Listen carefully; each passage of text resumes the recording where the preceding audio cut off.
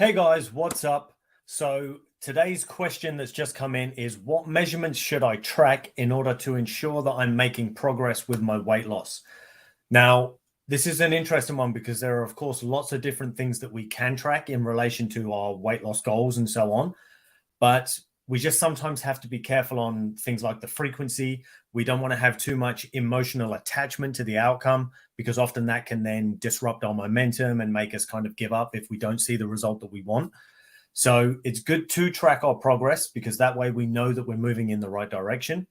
But I think it's very important to track a variety of measurements so that when, for example, if you jump on the scale and your scale weight hasn't shifted in the way that you like, at least you can check with some of the other measurements to find out, well, have I actually still made progress, even though the scale weight hasn't particularly changed?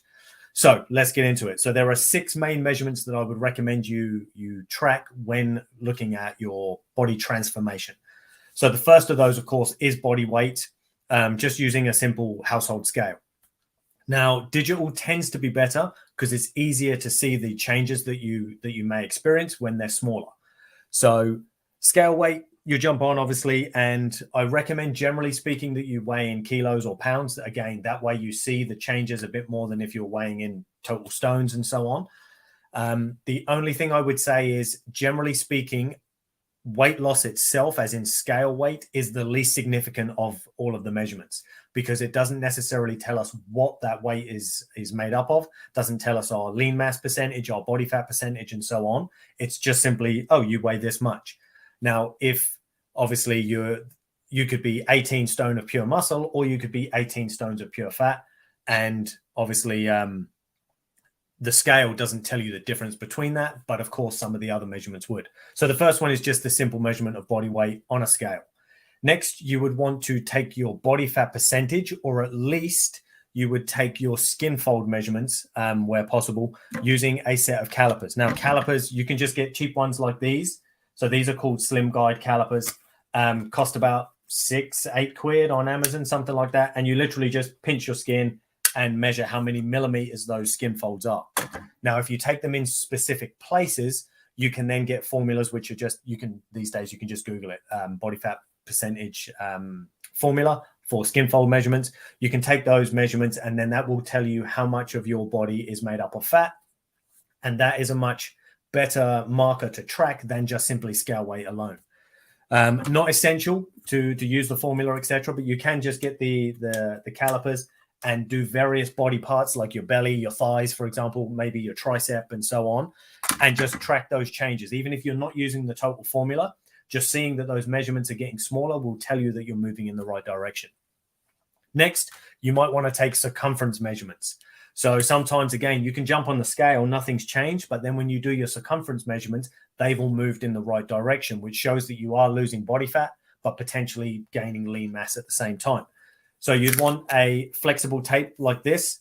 It's pretty simple. Again, like a few quid on Amazon if you need one. Some of you probably even have them laying around the house.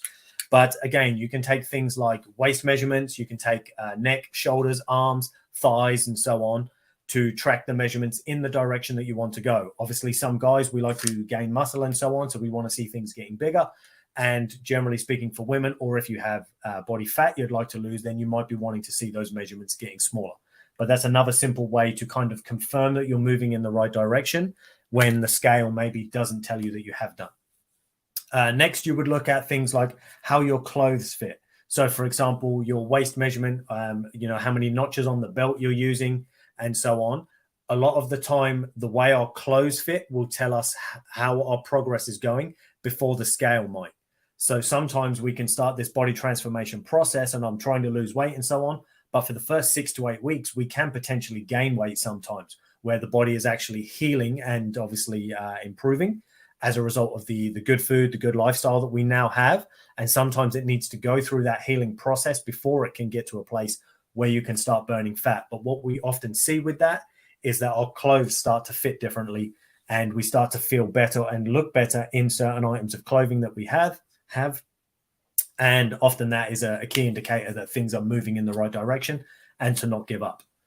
Next, you would want to track something to do with your performance. Now, for me, I like to track things like strength measurements and so on, But for you, it might be your cardio. So for example, it might be how long can I jog before I get too out of breath and need to give up or need to stop. It could be how far you can cycle. It might be how long it takes you to cover a mile or something like that. Or it may be how much weight can I lift for a certain number of repetitions if you're more sort of resistance training based and so on.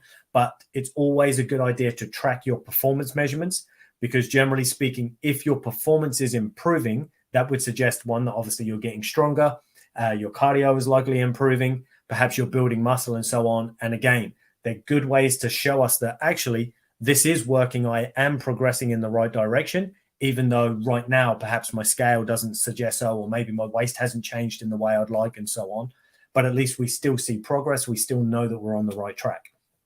And then finally, the most obvious one, which tends to show the biggest changes, and that's our before and after photos. So of course, before you begin, or right now, if you're already in the middle of it but haven't taken any photographs, it's always it's always good to take some photographs, find out where you're at now, because that will provide at least a visual representation of where you are. So what I recommend is you would stand square on to begin with, then you'll go side on, both sides, and of course then from behind. And that way, when you take your follow-up photos, which I recommend roughly every 4 weeks, at maximum, I'd say 12 weeks. But of course, you can take them whenever you like in reality. But sometimes if they're too close together, you won't see the changes that you want or such significant changes that you would like. And as a result, you can then get demotivated. So that's where I recommend you begin. So those are the 6 things that I recommend you track. So the first one is just your body weight on scale, simple one, but it's the least significant of all, because your body weight itself doesn't necessarily correlate to the level of health that you have, nor your body fat percentage and so on. So we've got body weight. Then we've got our skin fold measurements using a set of calipers. Then we want to take circumference measurements to check where they're at. And then obviously clothing, how our clothing fits and feels. Performance. So that could be physical performance, as I say, in the gym or on the street if you're using cardio and so on. And finally, your before and after photos. Now, quite a simple topic, obviously, tonight. But if you guys have any questions of your own, no matter how complex it is regarding health and so on, just drop them in the comments below or reach out to me privately in Messenger, and I will more than happily record a video, get back to you in Messenger and so on, providing you guys with an answer. My intention, learn to how to speak Thai. My intention is to help you guys as much as I can, and I'm more than happy to answer any questions that any of you may have. And of course, I look forward to seeing all of you guys, hopefully, in my next video. Thanks for watching, and I shall chat to you all soon.